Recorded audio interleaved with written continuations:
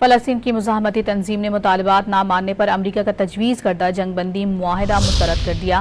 Hamas نے واضح کیا ہے کہ امریکہ کے تجویز کردہ معاہدے میں ان کے مطالبات کو مد نظر نہیں رکھا گیا۔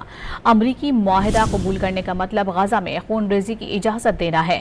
حماس رہنما باسم نعیم نے برطانوی میڈیا سے گفتگو کرتے ہوئے بتایا کہ معاہدے میں غزہ سے اسرائیلی فوج کا انخلاء اور خوراک کی تقسیم شامل نہیں ہے۔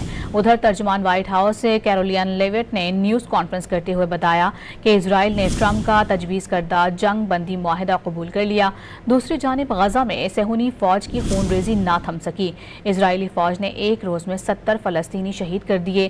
اسرائیلی فوج نے شمالی غزہ میں آلودہ ہسپتال بند کرنے کی دھمکی دے دی۔ فلسطین کی مزاحمتی تنظیم نے مطالبات نہ ماننے پر امریکہ کا تجویز کردہ جنگ بندی معاہدہ مسترد کر دیا۔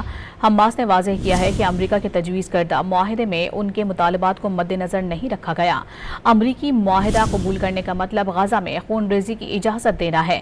حماس رہنما باسم نعیم نے برطانوی میڈیا سے گفتگو کرتے ہوئے بتایا کہ معاہدے میں غزہ سے اسرائیلی فوج کا انخلاء اور خوراک کی تقسیم شامل نہیں ہے۔ ادھر ترجمان وائٹ ہاؤس کیرولین لیوٹ نے نیوز کانفرنس کرتے ہوئے بتایا کہ اسرائیل نے ٹرمپ کا تجویز کردہ جنگ بندی معاہدہ قبول کر لیا۔ دوسری جانب غزہ میں صہیونی فوج کی خون ریزی نہ تھم سکی۔ اسرائیلی فوج نے ایک روز میں 70 فلسطینی شہید کر دیے۔ اسرائیلی فوج نے شمالی غزہ میں آلودہ ہسپتال بند کرنے کی دھمکی دے دی۔